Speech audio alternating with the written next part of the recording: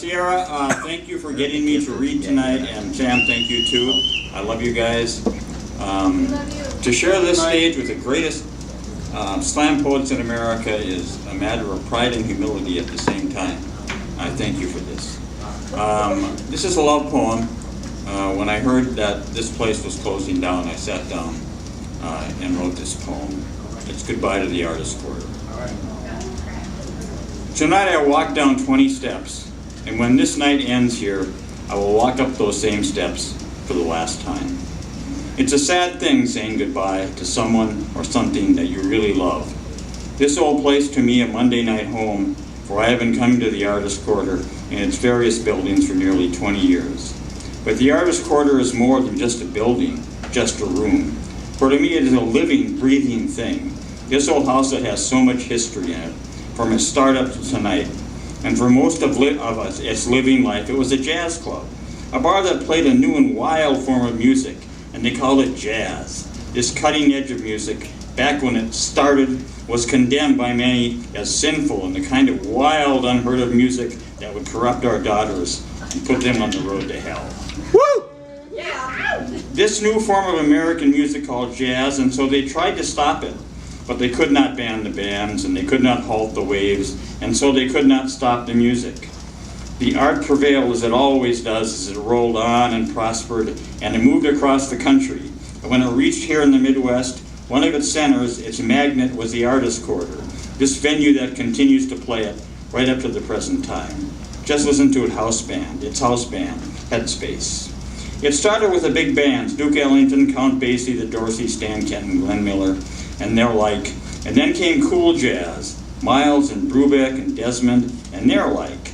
The musicians that lived under a different clock, staying up until 4 a.m. in the morning, living on booze and reefer, all of these people welcomed by the Artist Quarter, where the musicians came to play and people flocked to listen. This place should be declared a museum, honoring the music and those who played it. Just look at the pictures on the walls here. That saxophone guy with the smoke curling above him like the Holy Ghost. Miles Davis, absolute genius.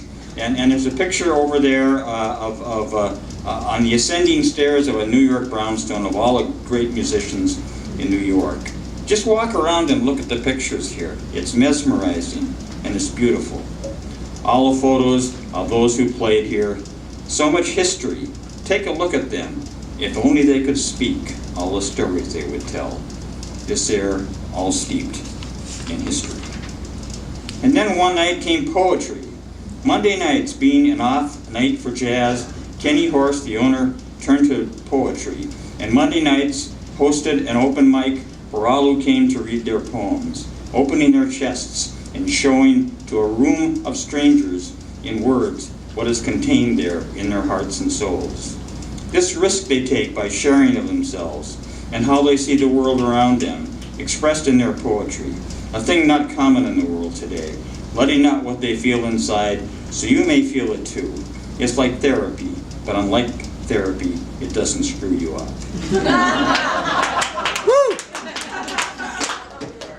This is sacred ground. All the lightnings and rainbows of the words where the performers and the audience become as one.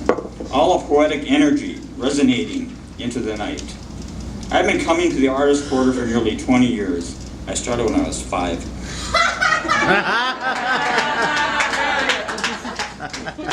Yes, and I am that old fuck who cannot stay away. I have written well in excess of 1,000 poems, some of them good. Sarah, I gave you that rape poem once, and I plan to read that again before this building falls down. The old timers here, Hardy Coleman, Mark Flory, and so many others, of those who came here and passed by, and the venerated Ski, who for a while hosted Monday nights, and after performed himself in so many varied ways, Irish drinking songs, poetry, and deep ruminations, always excellent. And now to Ski, who comes and films all those who perform here, and puts them on the AQ website, so what comes down here can last forever. And then came something new again, called slam, this new cutting edge of poetry, this being of performance art where the poet performs piece by memory, like an actor, allowing all the passions to come out. And I am happy to say that the St. Paul Slam Poetry Team was for 2 years running judge the best poetry slam team in the world. And they have the trophies here to prove it. Those great poets, Sierra and Shane and Kari and Guante, and they were here tonight. I really love seeing them. True talented performing artists.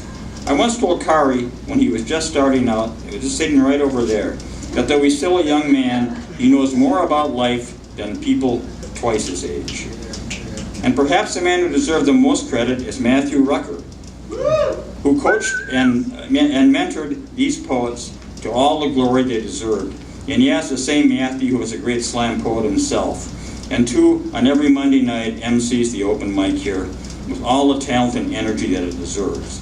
He's a big part of why it continued as long as it did. And then on Monday nights came another new thing to the open mic, came musicians and comedians to ply their art, to fill the place with tapping feet and laughter, all the releasing of their art, and all of it was free except for a 2-drink minimum, strongly served by Dave, the greatest bartender in the world. Woo! And I think now all the sacredness I felt here, more than any church I have ever been in. And I love this place, and all the friends I came into contact with. This is the glue of this place, and when it goes, I realize that I may never see them again. All the dying of its light now, all the performers and all the audience will be here no longer. All the memories and all the grace.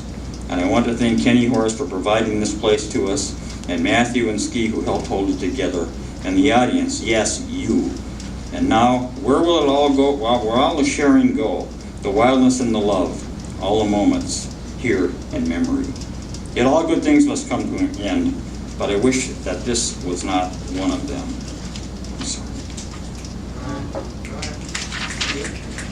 This place, more than just a building, yes, all the memories this place holds, as it winds down to the end of its time. All that has happened inside these walls, the elegant and the erotic, all the communion of words that will be no more, all the getting laid by being out of here, this dying of the sounds of light, it's coming to its end. The noose tightening to taut, the coffin clicking shut, the economic nails closing it forever, the sacred ground that will be sacred no more, the disappointment that I feel, the final closing of the door. I think that after the last glass has been washed, the last picking up of the tables, the final door slams shut, it's midnight, and it's midnight now, here forever. And after its closing, if you would just come inside, and in the darkness, sit in silence for a long time, you could hear the echo of the music, feel the spirit of the words, to listen to its story. See the light inside the darkness, touch the lonely ghosts that move there, and to feel what it is feeling, all the loneliness, all the grace that once abounded, all the passions stilled in here. We will miss you, Artist Quarter, but you live on in our memories, and I have come to believe that you will remember us too. And so I say goodbye, Artist Quarter, as I climb the 20 steps up for the very last time. And I will turn around and look back down, knowing I won't be back again. I will miss you, Artist Quarter. We will miss you. And so, goodbye, old home. Goodbye. All I know is when this home is gone, that St. Paul will be a lesser place. When the Artist Quarter dies, leaving only its memory. This poem is to you, Artist Quarter. Good night, and goodbye.